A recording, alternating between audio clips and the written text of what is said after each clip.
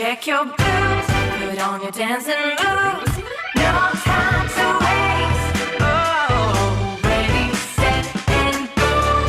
Yay, fire up the show. Oh, ready, set, and go. Let the good times roll. Hey, good evening, everybody, and welcome to another edition of the Same Bet Show.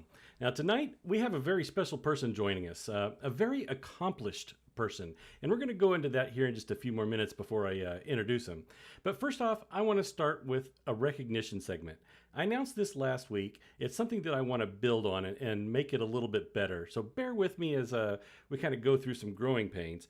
But first, let me put this up. So I spend a lot of time on Facebook and YouTube and Instagram and Twitter and seeing all of these stories. You know, we see amazing wins or just all sorts of information out there.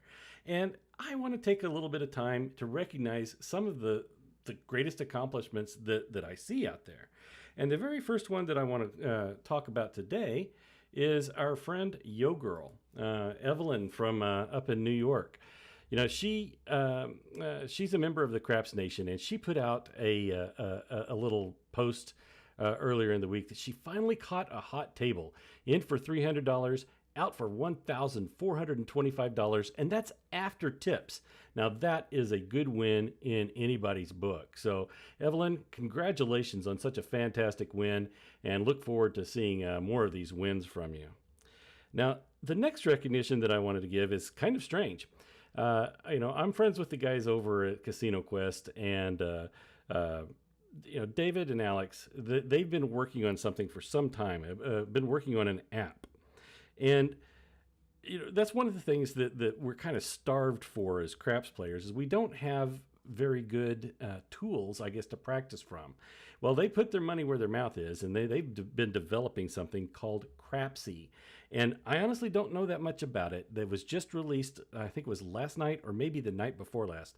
I haven't had a chance to really dig into it, but I did want to give them a shout out. I like these guys. I think that their heart's in the right place. They're most definitely knowledgeable about everything. Let me pull this back up here and show you what I'm talking about. So this is just kind of a screenshot of the app that they developed, and they had an entire podcast created or published. I want to say it was last night. I recommend that you go out and take a look at it. You know, it is a subscription-based service, so if it's something that you're interested in, give it a try. You know, I think they have a monthly and an annual subscription out there. So, from a standpoint of recognition, way to go, guys. Giving us some tools that we can actually use out here to sharpen our game. David's done some of the voiceovers for it. I think there's movies. I think there's links to some of their popular strategies. I believe it's going to be a very popular tool to use.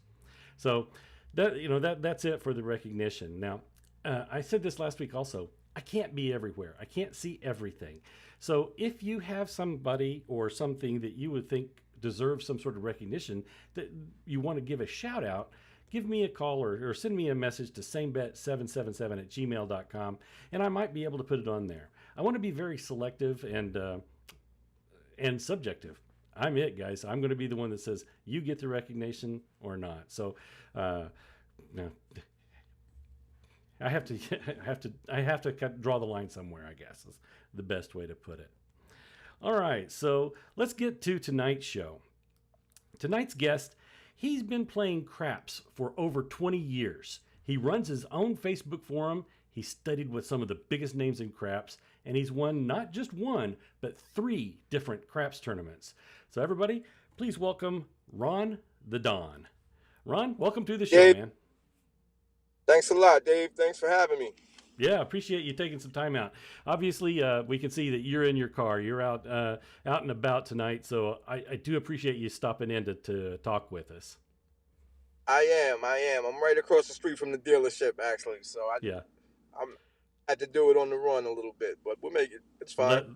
That's all right. And everybody, I know that the audio is a little quiet, so I apologize. Ron and I kind of worked on trying to get that a little bit louder. This is about as good as it's going to get, so bear with us. Now, we're going to ask Ron a couple of questions and kind of go through his career playing craps and some of the highlights. and then we're going to do a Q&A. So if you have any questions for Ron, please put them out in the comments, and I'll try to capture them, and we'll get to that here in a few minutes. Now, remember, the theme of this show is the tournament winner, and he has won 3 times. I'm going to say that again, 3 times. Who does that? So Ron, let's turn it back over to you. Me, is that what you just said? I love it. Yeah. So Ron, let's take us back. How long have you been playing craps? I started playing craps in 1984 with my grandfather. I was 8 years old. My grandfather, his family's from Sicily. They're from New York City. Friends with Paul Castellano. So my grandfather was on the trip, and I used to hang out. He died when I was 11 years old. But before that, I used to run around with my grandfather all the time. I used to go to Atlantic City with him. Yeah. He would give me $20 to go, play in the game room while he played craps. And I would go run around the boardwalk in Atlantic City. But this particular time was 1984. I was on a train ride to Florida, Fort Lauderdale, Florida, with my grandfather. And he said, let's play craps for change. So that first time I ever played, I took all his change. I took a pie. I took everything he had. So he was, I had a good run my first time. And after that, I started playing in the street. I used to play with my friends in school.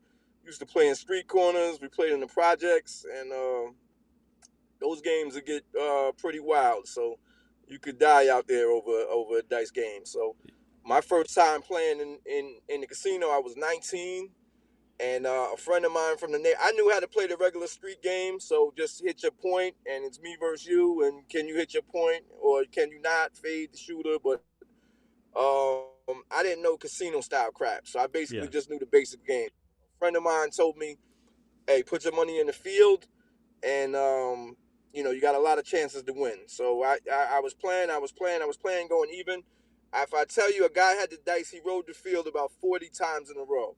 I was just stacking chips in the field. So I started with 500. By this time, I had about 3,500, 4,000, and I wasn't even supposed to be in the casino. I was 19 years old. They came. They asked me if I wanted a player's card. I was telling them, no, I don't want it because I know I don't have the ID, but they don't even care about ID. They said I didn't need ID, just to fill out a paper.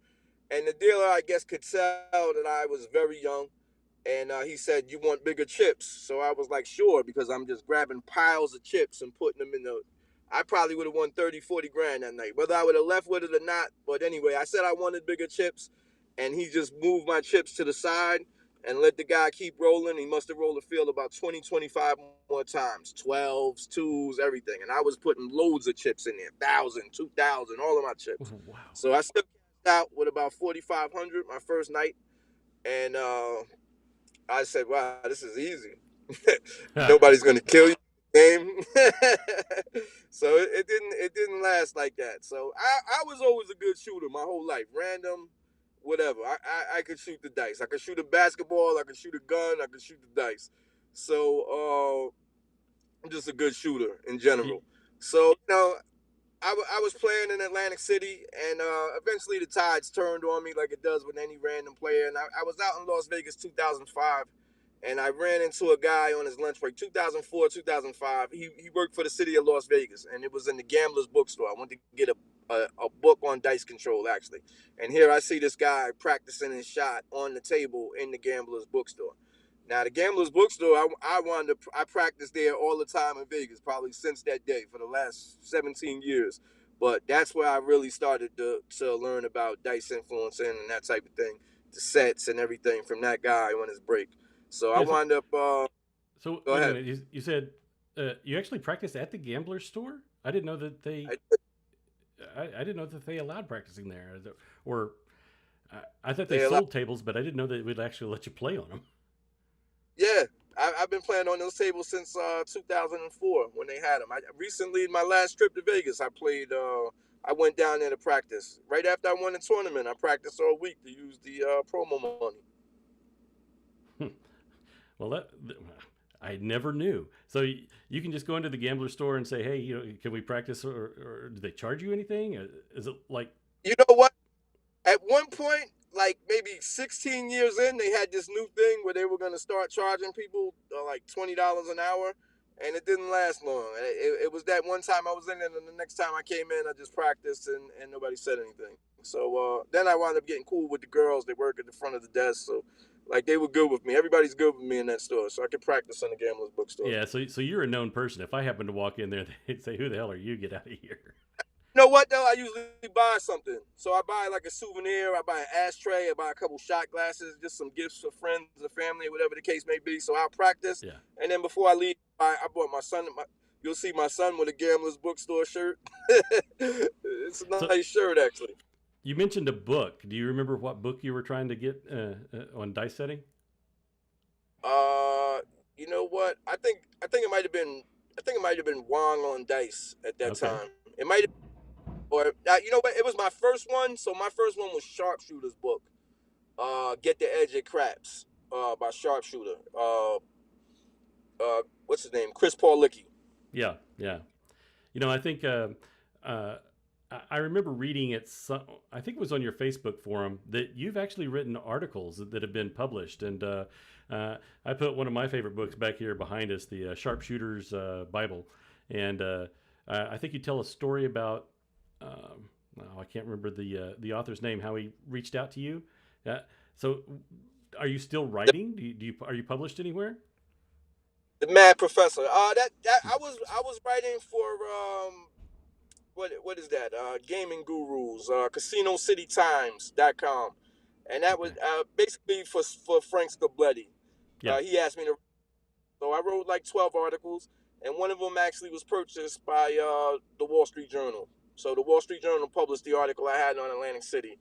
So when I read that article now, a lot has changed. Atlantic City had more casinos, more tables, more favorable conditions at that time.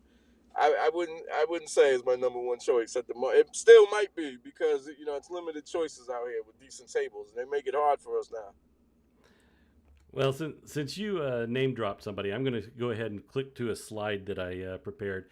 Um, you hang out with Craps royalty, and I've got a couple of pictures of you. You've got you here with Tony Leo, and I saw Tony's actually on the show right now. He's out there in the audience. And then you also So have a picture with Billy the Kid and the Dominator. So maybe can you tell us a little bit about your experience in meeting up with these guys? Uh, Tony, I met recently in Las Vegas a couple years. He showed me so much. I was staying in Las Vegas for a few months. He showed me a lot of hospitality. I used to go over his house, hang out. We would practice. We got to be good friends. So that's how I met Tony. It's been pretty recent. The Dominator, Billy the Kid. I met them in the Taj Mahal, like 2005, and Hmm. I met Dom one night, and he was a blackjack player originally, and he just won 5,000, and we were just so happened to be like online to the cage, and I just had like a 40 number roll, so we were both like ecstatic, and he was like, I just took 5 G's off a two deck shoe or some. He was saying some. I don't know the blackjack terms. Like now, I'm more proficient in blackjack now, but at that time, I didn't know them terms like that. I just knew he was happy. He won 5,000 off blackjack, and they were down there that weekend, and I got to talk to Billy the Kid. We're baseball fans, so I've Yeah, known them guys for. Got a chance to play with a lot of really good shooters. awesome. Ron, just kind of a housekeeping. You've got a really bright light right behind you. Oh, There we go. That's better. That's much better. Thank you. sure. So so uh, I hope this is public knowledge. I believe this is public knowledge. But don't you have a collaboration event coming up with Tony Leo? I do. March 26th, 2022. Me and Tony have a 4 hour intense seminar. I'm basically going to be handling most of like the tournament play.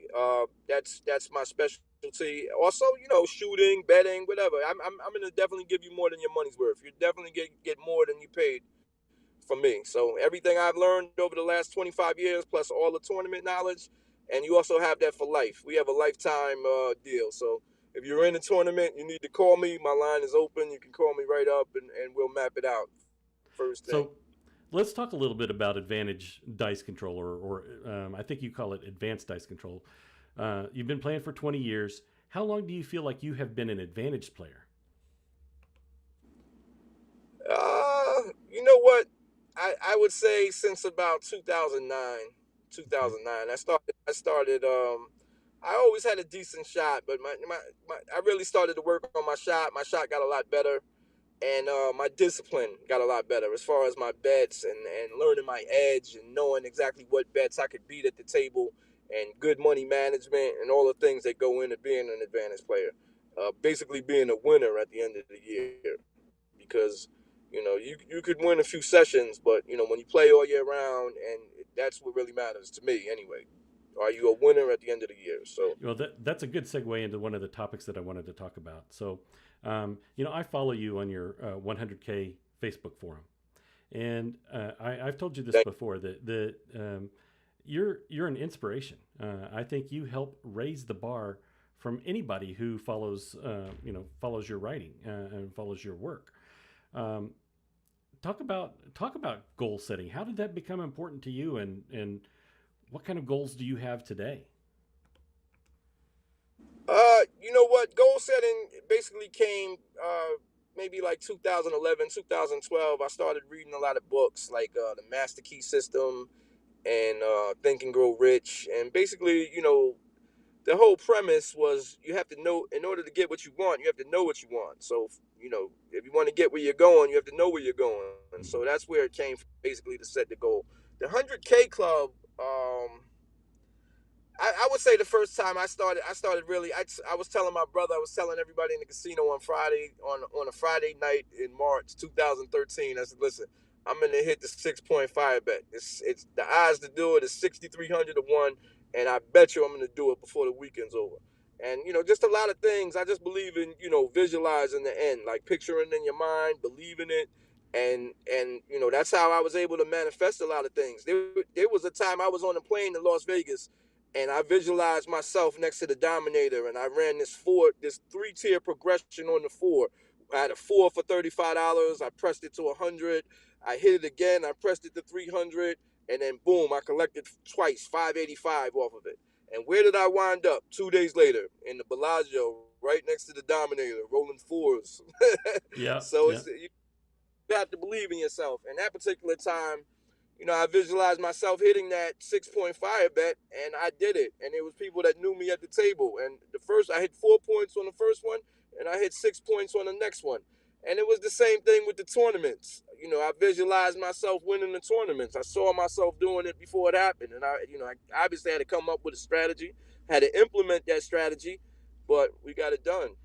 Yeah, I've heard you tell the fire bet story a couple of times, and I love that story.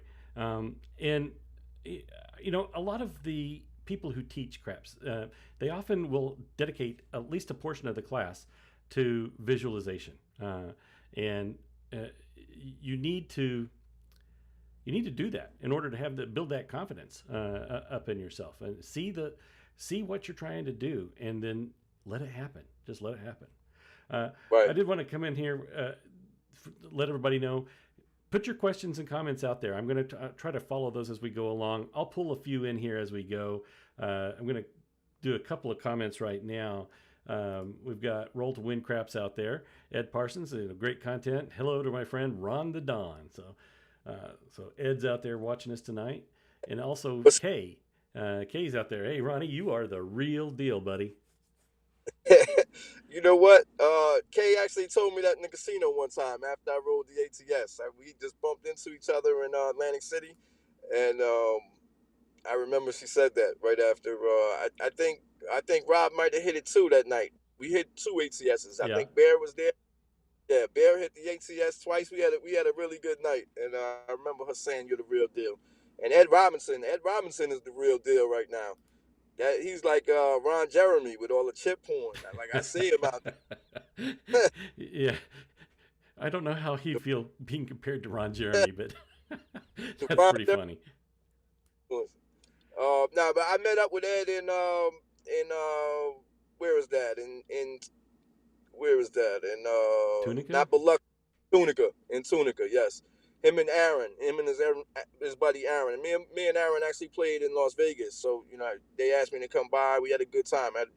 Ed is a great guy, great shooter. Yeah. All right, so real quick, also, I want to give a special shout out to my good friend Eddie. Today is his birthday, and I would be remiss if I didn't publicly announce happy birthday, my friend. Hope you Happy have another birthday. successful and profitable trip around the sun this year. All right, so let's go ahead and take some of the questions. Let me come back over here. They're coming in out of order, so I apologize if you were one of the early people. Let's put them up here. Seven's coming and saying, "Hey Ron, I'm looking forward to March and getting together with you and Tony." So I guess he's going to be one of them attending your seminar with Tony. Sevens, thank you for watching. Definitely. Thank you. Thank you. Definitely going to get more than your money's worth. And we've got Kevin saying, "Ron, do you have an example of a few betting moves you've successfully executed through hops or parlays, and what led you to pull the trigger on them? Are you a hop better?" I am a hop better. I'm the original hop better. 4th of July 2005. I was down. I hit two hopping hard eights back to back. Brought me right back to life. I believe in the power. You know what? I don't do it all the time, but it's through intuition and like what I see with my shot. So if I see like certain dice combinations that just keep coming over and over, or I get a sense to what the dice are doing, then I definitely try to take advantage of it. Times I just feel it. I'm a hop better, but not all the time. It's when I get in the rhythm and I can feel it. And if I feel it, I'm definitely hopping the numbers. Tournament style has been great with the hops because in my regular play I seldom hop a hard eight for $500, but I have done it in tournament play and hit them back to back with 15, 1350 on the 1500 on the hard eight all day and Wow. 6,000 regular eight, and that's a nice payday because 500 on a hopping hard eight pays 15,000. 1500 pays 13.5 on a all day hard eight. That's 28.5 and another 7 for the regular. It's a $35,000 shot. I went from last place to first place one time. I was almost eliminated from the tournament, and I just kept. I bet all my money, everything I had. I pressed every roll. Then when I felt one, I hopped a hard eight. Bow, hit it back to back. It was nice. So let's go ahead and segue into the tournament talk. So you've won 3 tournaments. How many tournaments have you actually played? I've played maybe like 10 or 12 tournaments. Okay. I won the first one I was in. That was the hardest one. That was in Atlantic City. So that Atlantic City, Caesars had been bought over. So they were going through a bankruptcy and a new company, so they were trying to build up some business. So they had this big tournament the summer 2015. So I had a nice run in the Hilton in AC in 2007, a beautiful run where I destroyed them for the whole month. It was 2006 actually, and I destroyed them for the whole month of December 2006. Off a friend of mine just had like 40-minute rolls every time he touched the dice, and they didn't invite. They had $100,000 tournament and they didn't invite me, and I was pissed off. I didn't get invited to this tournament. So when I got invited to the one in Caesars 2015, I was ready. And this was a hard tournament because they had a tournament every week for 8 weeks, and that was a qualifying tournament to get into the $100,000 tournament. So you had you either had they invited 40 people, and that was 40 high rollers, and then they had 8 other slots. So you had to win one of those tournaments in the 8 weeks, and it was hard because you didn't know what the high score was. So people were trying all day long, and you just had to play your round, and you didn't know what you had to beat. So, I try to be prepared. So I got there early. I tried to get a feel of what the score I needed, and I felt like I needed between 4,000 and 5,000. So God, by the grace of God, I got the dice. And this particular tournament only started with $1,000, and they had the 6 and 8 were capped at 600 each, and every other bet was 500. They had $25 max on the hops. It was a weird tournament. They had weird rules, but for me, the most important, what the most important part of a tournament is? It's the rules, because that's how you make your strategy. And when they have different rules, you got to change up the strategy. So this one had weird rules: $25 hops, all prop bets for 25. That means you couldn't just win on $100 12. You had to really grind this one out. So I wound up finishing with like $4,500, and I won that tournament. It was 10,000 cash, and I won my way into the $100,000 tournament. And that's where the 100K club came from. because I had a plan. I had what I call my Superman 2 strategy, right? Because nobody knows how I roll the dice, but I know how I roll the dice. So to this day, if I get the dice on a tournament, you could pretty much count me going all in, because I feel like that's my best chance to win. Because you don't know me and you don't know I could shoot. So you're going to sit back and be like, let me feel this guy out. And while you're doing that, all my money is bet on me. And then the minute the table starts to bet on me, that's when I take all my money down and go for the 7. So while I'm safe in there, Yeah. yeah, how they did it to General Zod. While I'm safe in here, You are Superman. right. Yeah. So So that that's. tournament, I was going to say that's pretty fascinating. So, you've got a lot of confidence in your shot, and you know that you can do well, and you've got the money out there. And when people are starting to think that, oh, I better get in on this, otherwise he's going to really pass me, you flip it up, take your bets down, hit that 7, and knock him out. right. Right. It worked for me the whole tournament. But see, the thing about that tournament and a few other tournaments, in the rules was no dice setting, but I did it anyway. I was just like, you're going to have to stop me. And I can do it fast. I can set the dice in like 2 seconds. And even when they stopped me, I'm cool with the dealers. So I told them, look, at least just put the 5s on top for me. Ron, I got you. Nice. That was it. But in the second to last round, they were adamant that I could not set the dice. So the other players were going crazy. Now we're close to the 100,000. This is a 100,000 cash prize. So we're getting close to it in the semifinal round. And they were like, he cannot set the whole table. He cannot set the dice. He can't set the dice. So they would not let me set the dice. I wound up 7ing. I had to grind my way back. And see, with that tournament, it was a trick. Because although the place bets and the prop bets were capped, the come bets weren't. So you could make you could make it was capped at 500. So you could make a $500 come bet with $2,500 odds. And that was the real way to play, because they started you with 10,000 in that tournament. So when I looked at it with the pit boss before the tournament, we had already mapped it out. We were like, there's only one way to play. We hit like 1 or 2 come bets and take a big lead. And so while I'm watching the table to see how the other players bet, I see that nobody's making a comeback. They're just playing the way they play craps: 600, 6 and 8, 300, 6 and 8. And I'm like, they're at a disadvantage because they don't know the best way to play. So I sized it up, and I didn't get my comebacks out there fast enough. I got 1-6 out there with 2,500 odds, and he rolled the 6 on the last roll, and I advanced to the final table. So I was sky high. I'm like, I'm winning this 100,000, 100%. But that's kind of. This was your first tournament? The first tournament I had to win my way into the 100,000 one. Okay. So the first tournament was they had 8 separate tournaments. They were like qualifiers. That was my first tournament. I won 10,000 off of that. Yeah. But I also won my way into the big tournament. It was a $125,000 tournament. The only thing was, first place got 100,000, and the other 7 people split 25,000. So it was in your advantage to win. So when I made it to the final table, it's 100,000 cash. Most of the players wanted to split, except for one guy. And I tell you, I just kind of lost control of my emotions. The situation just got a little bigger for me. I was so close to the 100,000. I knew these guys didn't know that the comeback was the best way to play, because you could bet more money. Because if I hit a 10 with 500 with 2,500, it pays 5,500, right? But you're capped. If you're making place bets, you're capped at 600, 6 and 8, 500 on the 10. So if you hit it, the most you can make is 1,000. To even catch me, you got to hit so many bets. So I know all I had to do was just lay back, make 1 comeback, 1 or 2 comebacks, and they would have no idea how to catch me, because they just didn't think like me. Yeah. And they didn't know every bet in the game like that. So I do. And, the prop bets were capped, so you weren't going to bet $100 on the 12 and beat me. But I rushed it. I just rushed it.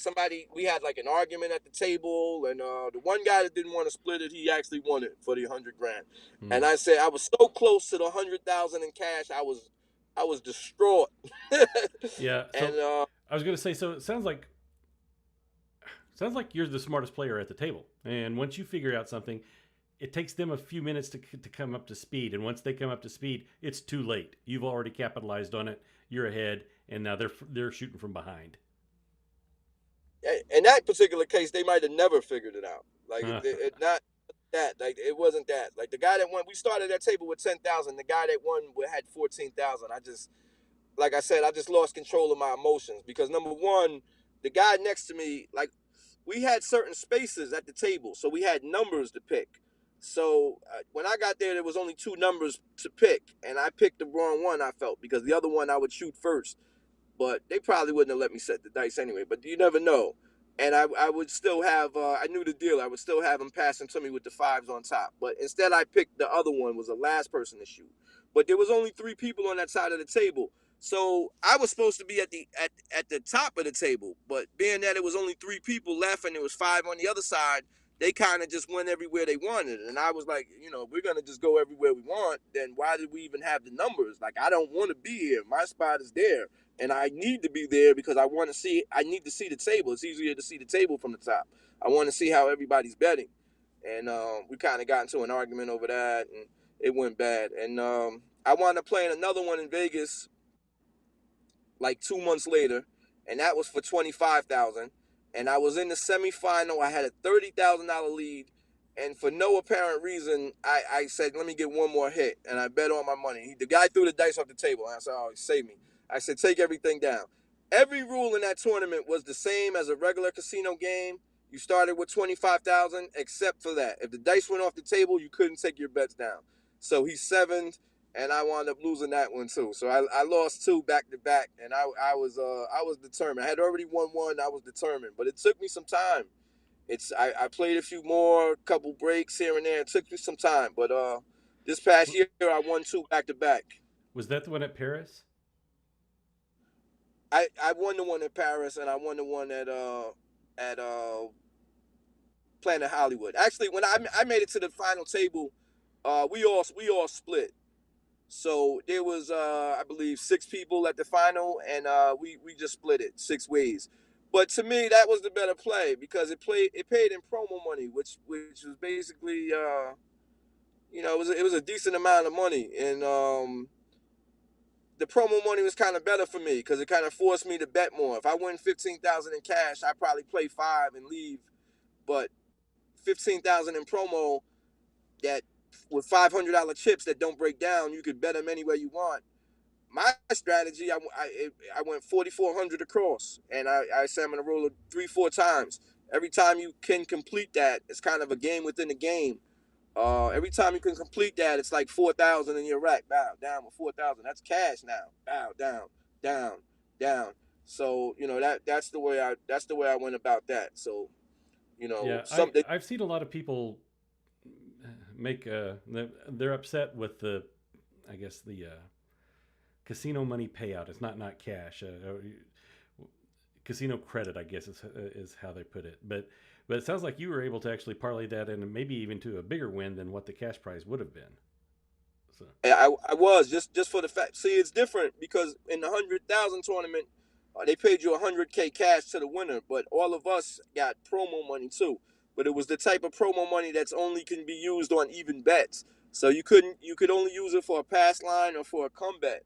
So that's like a 50-50 proposition. You win 2,500 promo money like that, you could really only hope to bring back 1,200. Now you could play your own money and use it for odds and other bets, but pretty much it's just even money on those. But in the one in Vegas, they were $500 promo chips, and you could bet them anywhere. If you wanted to hop the hard eight, if you wanted the all day hard eight, if you wanted to use it for odds, if you wanted to use it for place bets. But for me, I felt like that was the best strategy, and it was heavy on the 6 and 8, 1,200, and then 2,000 outside. Roll 3-4 numbers, take your 4,000, let the dice go back around. Do it again, take another 4, do it again, do it again, do it again, go to sleep. It's all strategy. all right, Ron, why don't we take a few minutes and go back and see some of the comments and questions that we've got. Let's see here. The first one comes from Kevin M. He's saying, do you have any examples of betting moves that you've successfully executed? Oh no, we already covered the hot bets. Sorry about that. We've got another one out there asking what your favorite casino is. My favorite casino, You know what?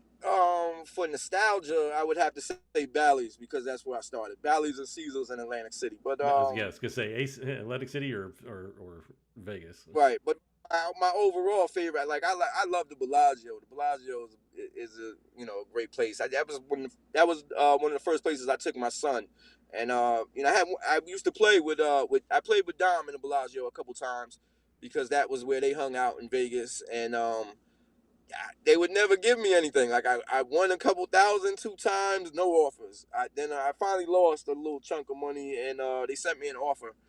And this was like maybe like 2011, 2010. My son was like 7 years old, and I said, "You're coming to Vegas. Like I'm staying at the Bellagio, and you're coming." We had that was his first time. We had a beautiful time. So I love the Bellagio.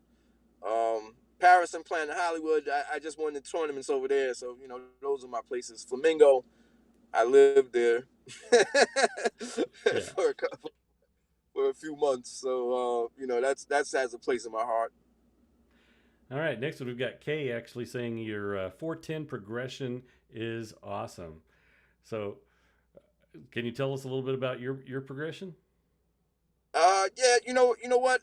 I was a guy, just a working guy when I used to do this, and I pay my bills and have a couple extra hundred to go down to AC and try to turn it into some nice money, and I came up with that progression, and that one actually sent me to the World Series. So it was a simple one. It was $35 on the 4 and 10.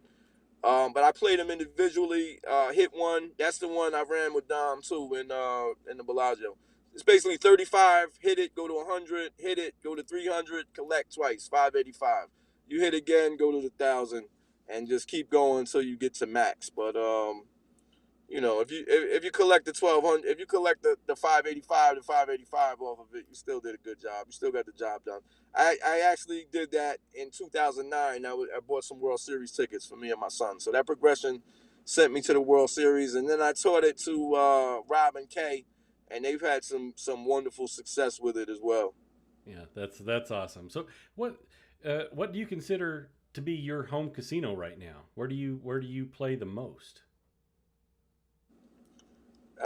My home casino right now would probably be still Caesars, Resorts, Tropicana. Okay. Those are the decent tables. NAC in Vegas, like I said, I like the Bellagio. I like the Cosmo. Planet Hollywood has some good tables. I used to like Bally's, but they I used to love Paris, but things change. So anybody that's been doing this for a while knows that things change, and some tables that were great, some places that welcomed us don't welcome us anymore, and that's just the name of the game. Yeah, that feeds right into Kevin's question. He says, "Who has the best craps table in Vegas right now?" There's 100 casinos in Vegas, so there's a lot of good tables all around. Golden Nugget downtown. I like. I already named a few I liked on the Yeah, strip. So yeah. I think that's also a subjective answer. Kind of depends on your own skill set. And, and I like a hard table with a true bounce. So that's what I prefer myself. yeah, yeah, definitely. Let's see here. We've also got Tony Leo out there just saying, "Oops, I lost his message. I'm sorry about that. I think he was saying go all the way." Yeah. Tony's Right. also a motivational person. Push it as hard as you can. Yeah. 100%. Like you have to definitely have the bankroll, and you have to have the balls to play Tony's way. But Yeah, yeah. Tony got to be around 100%. And then the last question that I have so far. So just really quick, if anybody has any other questions they want to ask, now's the time to put them out in the chat, and we'll bring them up. But first off, we've got Ross Allenson wanting to know what was your most memorable role. Uh, Most memorable role, I would say, is the fire bit role. That's probably my most memorable role because I felt like Babe Ruth. Like I called that one. I told him on Friday I was going to do it, and I visualized it in the morning, and I went and did it. I had another roll where I rolled maybe like 60 numbers. I rolled the five like 14 times. Um, I've had some nice ATS roles. I've had some pretty big roles. So those two stand out though. I remember you telling another story about observing other players and how you bet on other players. And if I remember the story right, there was a dice setter, and he would roll 2 or 3 sevens on the come out every time he had the dice. Yeah, can you tell us that story? Yeah, that was No Field Five. He's still a buddy of mine, Daryl. That's Billy the Kid's friend. And his shot, he would set for the seven, and the first roll and the second roll, it would always be a 5-2, 4-3. And I'm good at just I'm observing things like that. I'm looking to capitalize like that. So I had to plan. I said, well, the next time I'm playing with them in Atlantic City, I was like, when he gets the dice, I'm gonna bet. I'm gonna hop the 5-2, and I'm gonna hop the 4-3 for 25 each.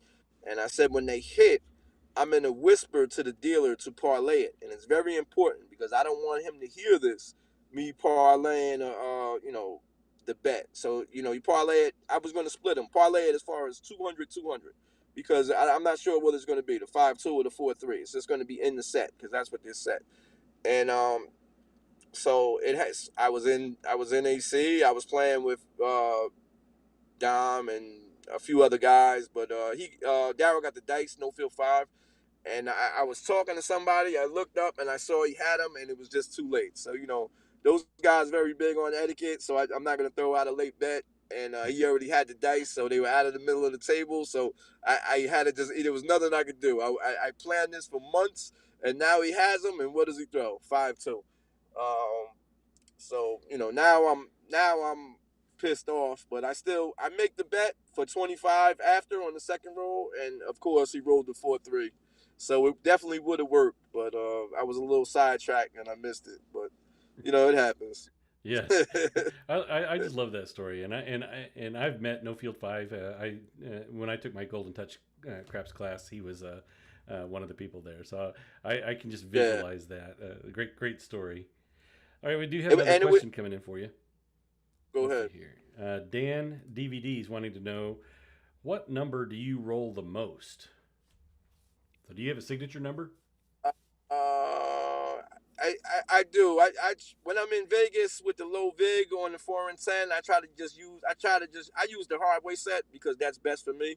I'm a one on access, one off more type of guy, but so I have an edge on pretty much every bet. But I try to use the set that gives me the most 4 and 10. So for that, that's what I use for. Okay. So the four, I would say the four is my dominant number. So do you have a practice rig that you play at home? I do. I do. I have the same one that I bought from a long time ago, from like 2005, and I also have a little mini one I take on the road with me. Fits in the suitcases. It breaks down. My guy over there at AccuCraps, he's been good to me for Yeah. the past 16 years. Awesome. We've got another question coming in from Craps Cat. She'd like to know, how do you deal with a table that's cold? And do you play the don'ts at all? You know what? I in my life I had played the don'ts, but I don't. I want to.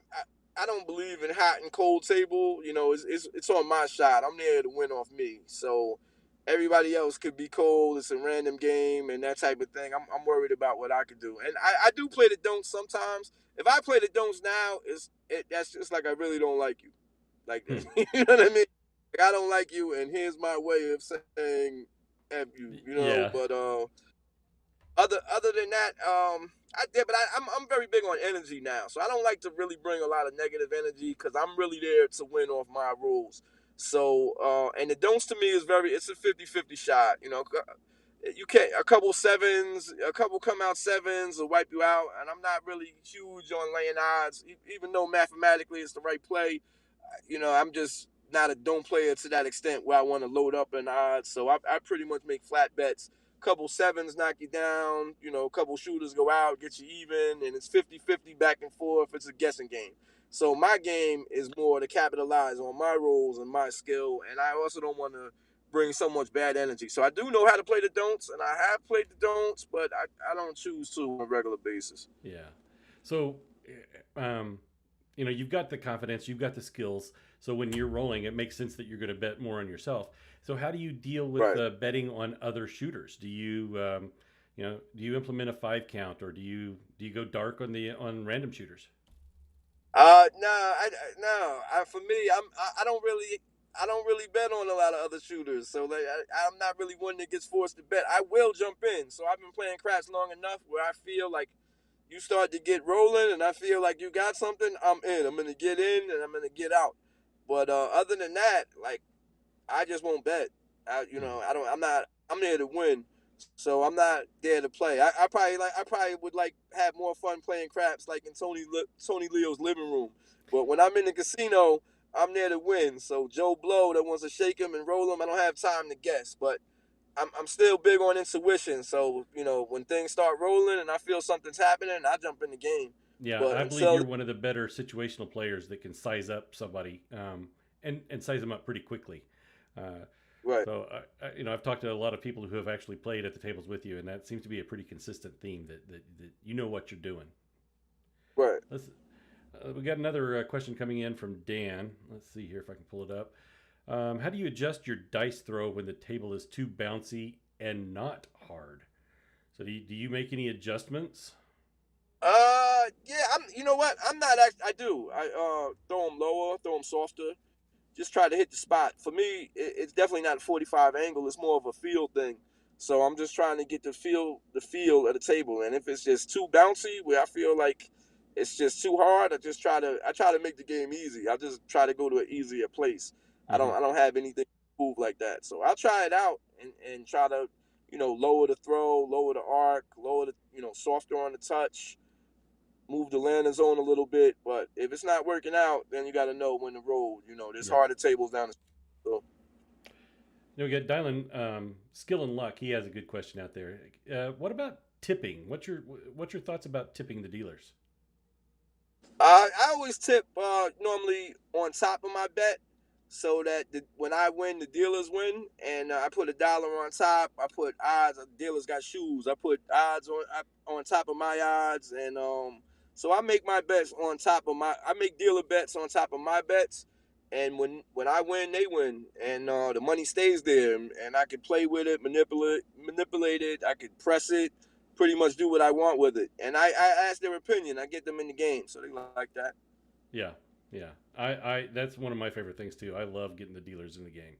It's just Yeah, it's more fun for me. I mean, if they're having a good time, I'm also having a good time. I just like it that yeah. way. All right, so that's it. I think that's all of the questions that we had out there. Yeah, I just took another look. So, um, one thing I would like to ask you before we sign off is kind of going back to your goal setting. Do you have any advice maybe for the less confident shooter? Maybe they're a beginner, maybe they've been playing for a couple of years. What's your advice on how to improve your game?